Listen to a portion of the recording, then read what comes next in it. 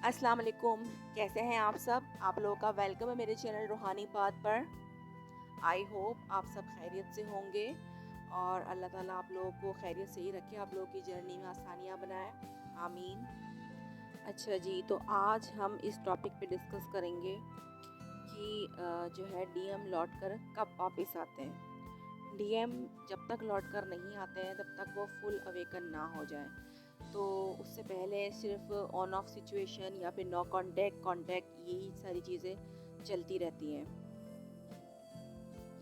जब वो परमानेंटली आ जाते हैं तो उसका मतलब ये होता है कि वो फुल अवेकन हो गए हैं, और डीएम के फुल अवेकन होने में पूरा हाथ डीएफ का होता है। एक डीएफ क्या चाहती है?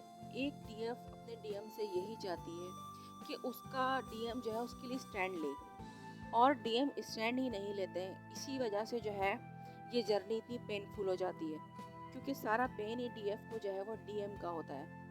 डीएफ के अंदर जो जज्बा होता है वो स्टैंड लेना भी चाहती है और वो ले भी ले, लेकिन उसके जो डीएम होते हैं वो उसके अंदर वो जो है वो जज्बा, या फिर यूँ कह लीजिए कि उसमें इतनी हिम्मत ही नहीं होती है कि वो स्टैंड ले। कभी सोसाइटी की वजह से, कभी फैमिली की वजह से, कभी जो है किसी और सिचुएशन की वजह से वो स्टैंड नहीं ले पाते हैं और बैक स्टेप हो जाते हैं। बैक स्टेप एक ही तरह का नहीं होता कि मतलब अपनी बात से मुकर जाना। बैक स्टेप इस तरह से भी आप ले सकते हैं कि सामने वाला जो है यानी कि डीएम जो है वो अपनी फीलिंग की कबूलिंग कर रहा है, वो अपने जो है वो उसको जो फील हो रहा है अपनी डीएफ के लिए वो उस चीज़ को ही नहीं मानता है, उसी को ही इग्नोर करता है, उसको ही जो है वो दूर करने की कोशिश करता है। तो इसे भी जो है वो बैक स्टेप में ही लिया जाता है। अब डीएफ क्या करें फिर? क्या करना चाहिए डीएफ को? सारी जिम्मेदारी तो डीएफ के कंधों पर है। हर डीएफ की अलग अलग सिचुएशन है। कोई अपनी फैमिली में फंसी हुई है, कोई अपनी मैरिड लाइफ में फंसी हुई है, किसी की फैमिली ही कार्मिक है, किसी का हस्बैंड कार्मिक है। डीएम कमिटमेंट नहीं देते हैं। एक्चुअल में डीएम चाहते क्या है वो डीएम खुद ही नहीं जानते। तो आप डीएफ क्या करें? अच्छा, डीएफ एनर्जी जो है वो सिर्फ फीमेल में ही नहीं होती है, ये मेल में भी हो सकती है। तो मैं डीएफ और डीएम करके बात करती हूँ, तो आप लोग ये ना सोचा करें कि जो है वो डीएफ फीमेल होती है और जो है वो डीएम जो है वो मेल होते हैं। ये एक एनर्जी होती है, और ये दोनों जो है वो मेल और फीमेल दोनों में हो सकती है। कहीं आप ये देखेंगे कि कोई जो है वो मेल है लेकिन वो अपनी जो है गर्लफ्रेंड या अपनी वाइफ के पीछे इतना दीवाना हुआ इतना मतलब पोजेसिव है, इतना जो है वो उससे उसके केयर करता है, उसके दूर जाने से जो है वो घबराता है, डरता है। तो और हम उसको कहते हैं कि पागल दीवाना मजनू हुआ पड़ा है। तो वो जो समझ लें जो मेल है ना, वो समझिए आप कि वो डीएफ एनर्जी में होता है। और कहीं आप ये भी देखेंगे कि कोई फीमेल होती है वो बिल्कुल पत्थर दिल हो जाती है, यानी कि उसको किसी की फीलिंग का मतलब कोई एहसास ही नहीं हो रहा होता, यानी कि वो मेल की तरह जो है वो रिएक्ट करती है कि वो लॉजिकली सोचती है, प्रैक्टिकली सोचती है।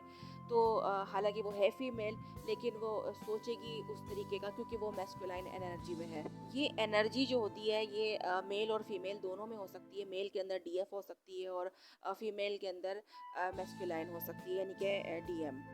अब ये जो डीएम है तो डी मीन्स जो है वो डिवाइन, और एम मीन्स मस्कुलाइन, ठीक है। तो किसी ने मुझसे पूछा भी था कि ये डीएम और डीएफ क्या होता है, तो वो मैं आपको बता दूं कि डिवाइन फेमिनाइन और डिवाइन मस्कुलाइन, ये इनकी शॉर्ट फॉर्म होती है डीएम और डीएफ। तो ये मैस्कुलाइन और फेमिनाइन एनर्जी जो है वो तकरीबन हर इंसान में होती है। ज़रूरी नहीं है कि मतलब ये मैस्कुलिन और फेमिनाइन जो है वो सिर्फ ट्विन फ्लेम्स में ही होते हैं। ये मैस्कुलिन फेमिनाइन हर बॉडी में होती है। बस फ़र्क सिर्फ इतना होता है कि जिन्हें इस चीज़ के बारे में पता चल जाता है तो वो कोई स्पेशल सोल्स होती हैं, किसी स्पेशल जर्नी में होती हैं और उनको आगे कुछ करने होते हैं, तो इसलिए उन पर ये चीज़ें रिवील हो जाती हैं और वो इनमें इस रास्ते पर जो है वो आगे निकलना शुरू हो जाते हैं। और जिन्हें नहीं पता चलता है वो अपना वैसे ही जी रहे होते हैं, क्योंकि आप ये देखेंगे कि कुछ कुछ लेडीज़ ऐसी होती हैं कि वो इतनी मतलब पावरफुली सब कुछ कर लेती हैं, यानी कि उनका दिल इतना बड़ा होता है, ये कह लें आप कि वो मतलब जो है मिसाल के तौर पर कोई कीड़ा आ गया, कोई कुछ आ गया, तो वो उसको मार लेंगी बड़े मज़े से।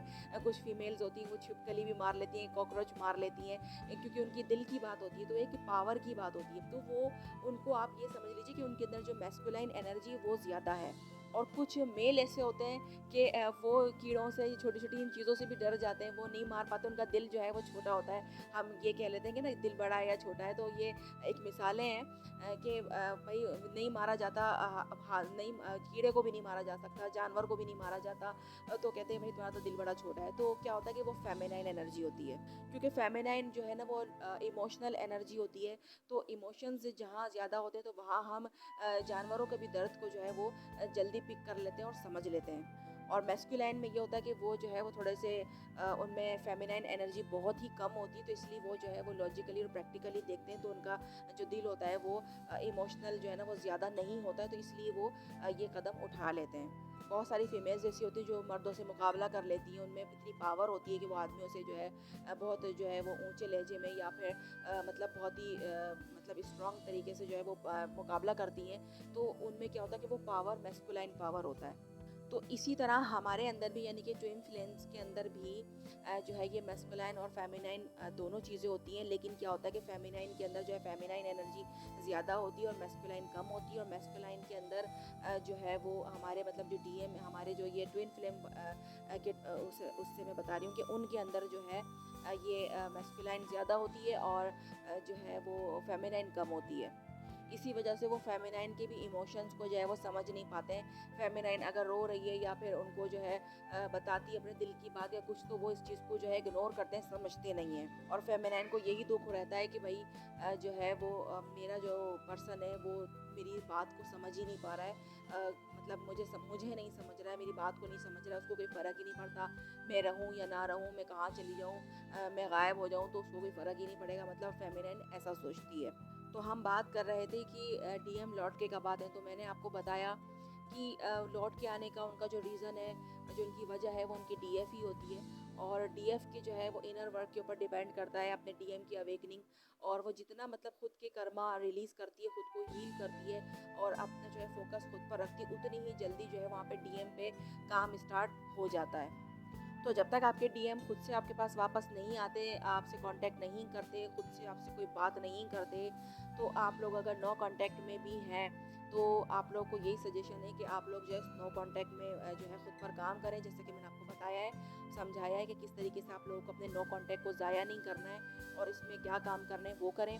और इंशाल्लाह ताला आप देखेंगे कि कुछ टाइम के बाद आप लोगों का जैसे जैसे आप लोग हील होते जाएंगे, अंदरूनी तौर पर आप लोग अपने आप को स्ट्रांग फील करने लग जाएंगे, तो आपके डीएम आपकी तरफ अट्रैक्ट होना शुरू हो जाएंगे। डीएम जो है वो शादी की तरफ बहुत कम जाते हैं, यानी कि ये उनका समझ लीजिए कि मतलब सिर्फ वो ही डीएम शादी तक जाते हैं जिनका जिनकी समझ लें कि अल्लाह ताला ने कॉन्ट्रैक्ट में कर दिया है कि हाँ भाई आपकी जो है शादी डीएफ से होगी 3D में, ठीक है। तो वो डीएम जो है वो अपने कर्मा रिलीज कर कर और डीएफ भी अपने कर्मा रिलीज कर कर इस रास्ते पर आते हैं, ठीक है, कि उनकी शादी होती है। अदरवाइज बहुत कम डीएम डीएफ होते हैं कि उनकी जो है वो 3D में शादी होती है।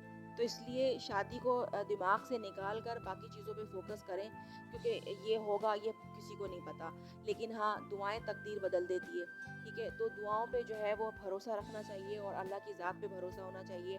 इसीलिए हम करते हैं मेडिटेशन वगैरह, तो अल्लाह ताला के करीब जाने की कोशिश करते हैं, अल्लाह ताला से कनेक्ट होने की कोशिश करते हैं, अल्लाह ताला को अपने दिल की बात, अपने दिल का हाल सुनाते हैं, ताकि वो जो है हमारी हमारे लिए जो है, अगर हमारी तकदीर में हमारा डीएम नहीं भी है तो वो हमारी तकदीर में अपने हमारे डीएम को लिख दें।